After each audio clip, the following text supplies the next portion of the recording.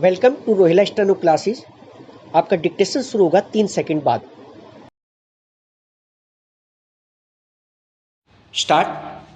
At the outset, I would like to say that the government and the members of the cabinet, the Honorable Finance Minister, myself, and the Prime Minister have spent several sleepless nights on this problem almost from the time when we took over in 1992. Sri Rajgopalachari, who was then the Chief Minister of Madras, had brought this problem to the attention of the government of India. It was he who suggested that as a shortcut to solving the problem of the handloom industry, the area of reservation might be increased and saris and dhotis might be reserved for handlooms. He was impelled to do that because of the intense suffering of the handloom weavers in South India. The Madras state, as it then was, retained the largest number of handloom weavers. There is no point in our saying today that millions of families are suffering or in our evaluating them in terms of numbers for the reasons that our statistics are all wrong.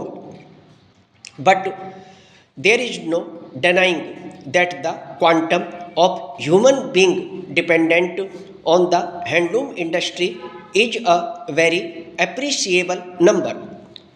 It does not matter whether the total number of handlooms is 28 lakhs or 16 lakhs in 2002. So we need not quarrel about the numbers affected. If there are 16 lakhs of looms or there are 80 lakhs of people starving, there are a number of people who starve because of these unfortunate weavers not getting any work, and all the follows is no income, no food, starvation, and the misery multiplies. It is essentially a human problem. It is not so much an economic problem, and we have been approaching this problem from the human angle. It is no question of there being any dispute in regard to what should be done for our unfortunate countrymen who are dependent for their sustenance on a particular type of living, on a particular type of economic activity, which basically is unstable. But somehow or other, it is the responsibility of every citizen of this country and of the government which the citizens have placed into power to see that that misery is relieved. All the disputes that we had amongst ourselves, Mr.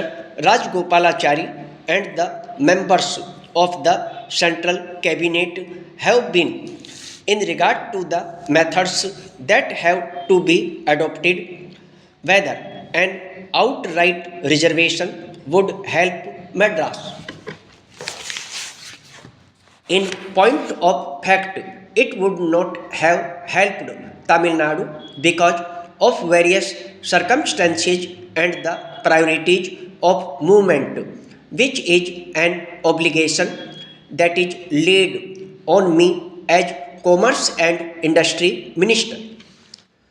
We were able to indicate to the railway administration that since the dhotis and saris were available in plenty in South India, the priority need not be given for mill-made dhotis and saris from Bombay and Ahmedabad. It must be considered that the reservation artificially affected by means of utilization or a correct utilization of priorities has given Tamil Nadu an advantage far above the reservation that we have achieved by laying an embargo on mills that they should not produce more than 60% of dhotis they produced in the past. So the picture is not all the same everywhere. What is good for Tamil Nadu is not good for UP, Bihar, West Bengal, Orissa, Rajasthan and Punjab. The net result of our restricting production of dhotis by mills in the initial stages had resulted in the prices of dhotis going up because in many areas the handloom industry did not produce dhotis. Actually, before 1950, UP had no looms producing wide width dhotis and saris, and it was in 1950 that the UP government financed about 10 looms for producing wide width dhotis and saris because they were in short supply in 1950. It would not be right for the honorable members to say in these circumstances that all that we have done is an eyewash, that we are cheating somebody, that the mills are cheating us, and that we are cheating the members of parliament and the public. Maybe some cheating does take place. After all, if cheating does not take place, there will not be section 420 in the IPC. That is why we have provision in the penal code. Sir, the position today in regard to the handlooms all over has slightly changed. I must say this, that I am not really boasting.